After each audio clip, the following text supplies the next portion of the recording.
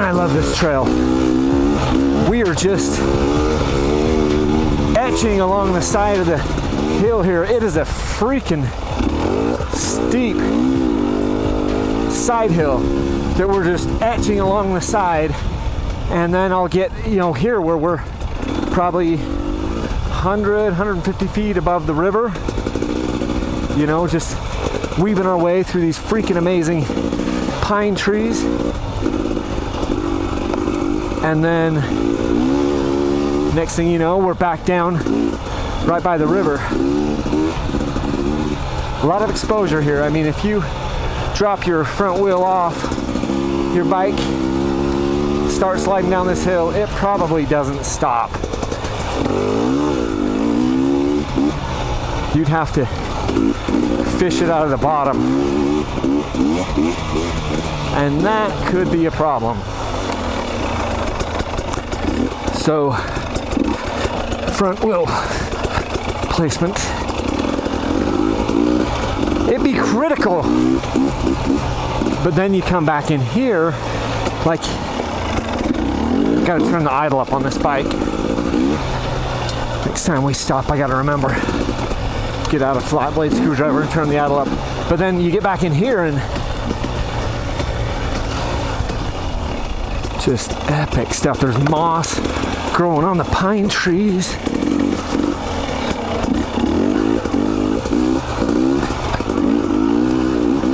It's just so cool.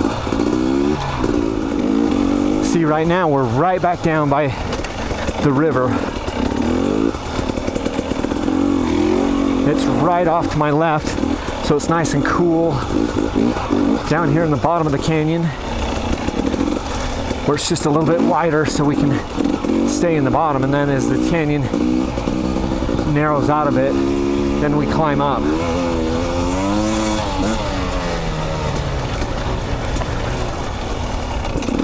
Did I say narrow out? Narrows down. See, there's the river right there. Might get to see it, maybe not. I mean, I can see it out of my peripheral. You guys might not be able to see it. There it is. I can't look over there because the trail's just technical enough that I wasn't willing to point my head over there. Feels good though. Nice and cool down here. Got a cool breeze. What a blessed day, man.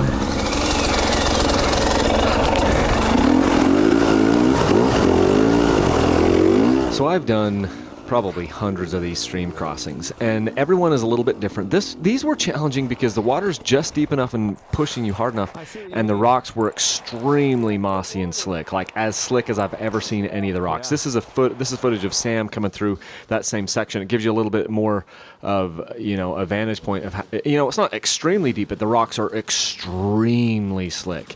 And I'm going to find out just how slick on this next clip here. You guys are going to think like, oh, you look like a baby going over this, but I hit a rock that was about the size of a Volkswagen, and I just slipped right down. He almost ate it. He almost ate it? Oh yeah. Go. Just right down the middle here, so Where you think you could go? I'm going to go a little bit to the right.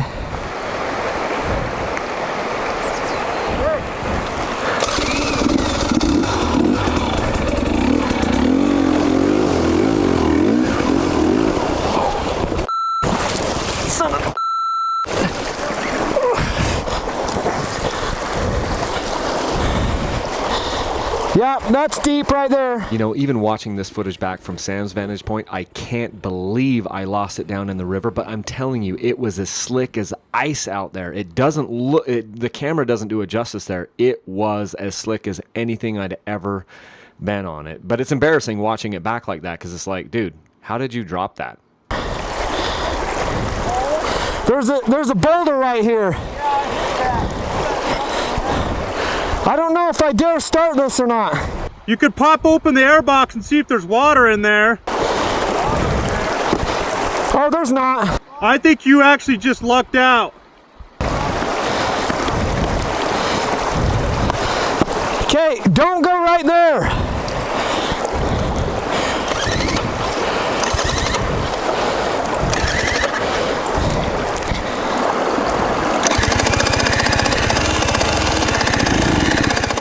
So since I had shut the bike off immediately as quickly as I could, and then when I pulled the airbox off, it was completely dry in the airbox, so I was convinced I didn't have water in the motor. But what happened is I had the exhaust filled up with water, and so that water had to be pushed out the back from the starter. And because this doesn't have a Kickstarter, it had to be done just with the starter motor. And it was so freaking slick, I didn't want to have to push the bike out. I wasn't sure how long it was going to take me to push the bike out on all these slick rocks, and I might fall down again. So eventually it was able to have enough pressure to push the water out the tailpipe, and then the bike started, and we were good to go after that.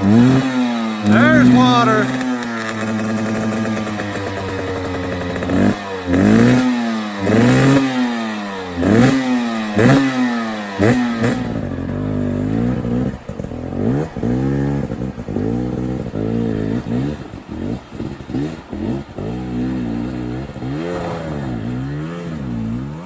So because I don't keep a waterproof case on that Sony camera, it dipped down in the water, and I just wanted to dry the thing out. So I didn't film any more point of view footage after that moment.